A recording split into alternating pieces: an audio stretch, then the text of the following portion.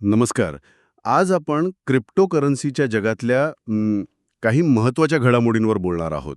नमस्कार. हो, सध्या बरंच काही घडतंय तिकडे. आपल्याकडे काही बातम्या आहेत, गुन्हेगारी आहे, कंपन्यांच्या मोठ्या उलाढाली आहेत, गुंतवणुकीचे ट्रेंड्स पण आहेत. हं, तर आज आपण या सगळ्याचा थोडक्यात आढावा घेऊया. म्हणजे काय चाललंय हे समजून घेऊया. अगदी.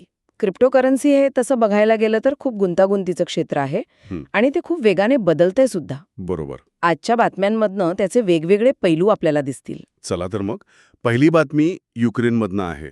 अच्छा. युरोपोलच्या मदतीने युक्रेनियन पोलिसांनी एका हॅकरला अटक केली आहे. 35 वर्षांचा आहे तो. हं. काय केलं त्याने? आरोप असा आहे की त्याने एका मोठ्या होस्टिंग कंपनीच्या हजारो अकाउंट्समध्ये घुसखोरी केली अरे बापरे. आणि तिथे म्हणजे त्या कंपनीच्याच सिस्टीमचा वापर करून क्रिप्टोकरन्सी मायनिंग केलं. अच्छा, म्हणजे कंपनीच्याच पायाभूत सुविधा वापरल्या. हो.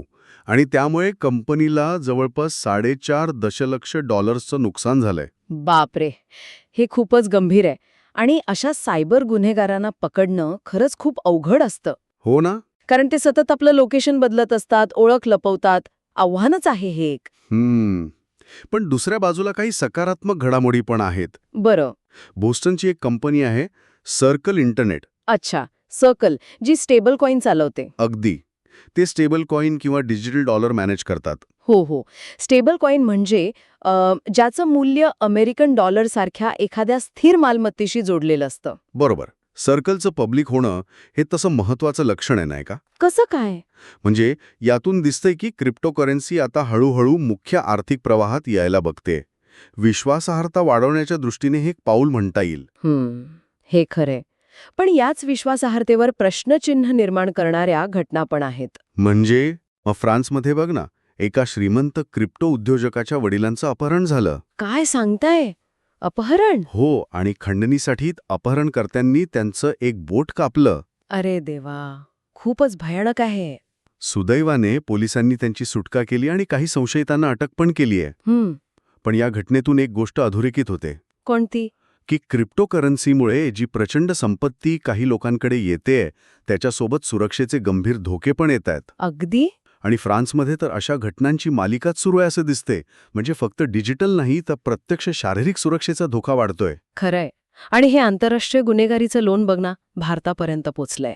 म्हणजे सीबीआयची कारवाई झालीये का? हो, सीबीआयने ऑपरेशन चक्र फी म्हणून कारवाई केली आहे. एक मोठं आंतरराष्ट्रीय सायबर गुन्हेगारी रॅकेट उघडीस आणलंय. अच्छा, काय करत होते हे लोक?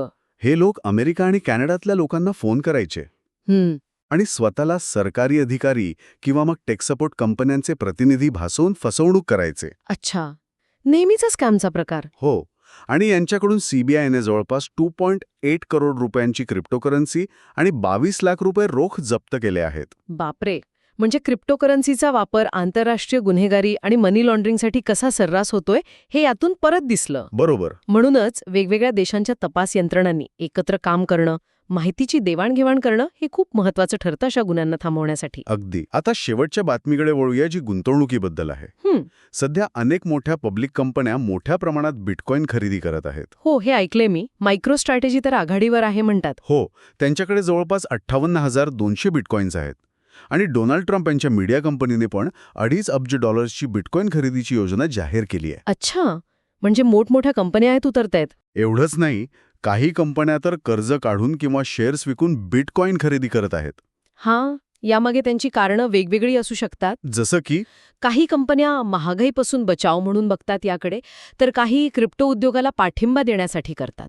मायक्रो स्ट्रॅटेजीसाठी तर हीच त्यांची मुख्य व्यवसाय रणनीती झालीय. हो, त्यांच्या शेअरची किंमत पण गेल्या 5 वर्षात 3000% जास्त वाढली आहे म्हणे. अगदी. पण यात धोका पण मोठा आहे, हे विसरून चालणार नाही. म्हणजे अस्थिरतेचा धोका. बरोबर. बिटकॉइनची किंमत खूप म्हणजे खूपच अस्थिर असते.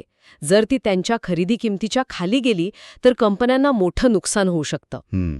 विशेषतः ज्यांनी कर्ज घेऊन गुंतवणूक केली आहे त्यांना कर्ज फेडण्यासाठी बिटकॉइन विकावे लागतील, कदाचित तोट्यातही. खरंय. तर ह्या सगळ्या बातम्या आपण पाहिल्या, यातून एकंदरीत काय चित्र दिसते?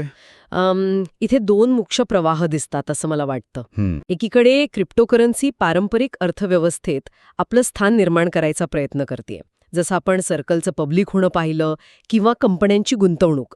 हो. आणि दुसरीकडे त्याच्याशी जोडलेली गुन्हेगारी, हॅकिंग, अपहरण, फसवणूक हे सगळं पण वाढत चाललंय. बरोबर. त्यामुळे आंतरराष्ट्रीय स्तरावर कायद्याची अंमलबजावणी अधिक महत्वाची ठरतेय.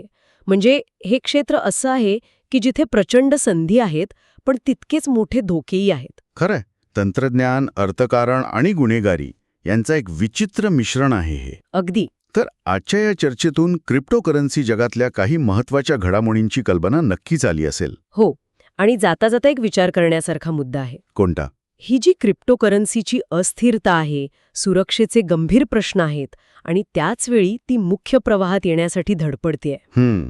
हे सगळं बघता नजीकच्या भविष्यात याबद्दल लोकांचा दृष्टिकोन कसा बदलेल आणि सरकारचे नियम कसे बदलतील याचा विचार करायला हवा.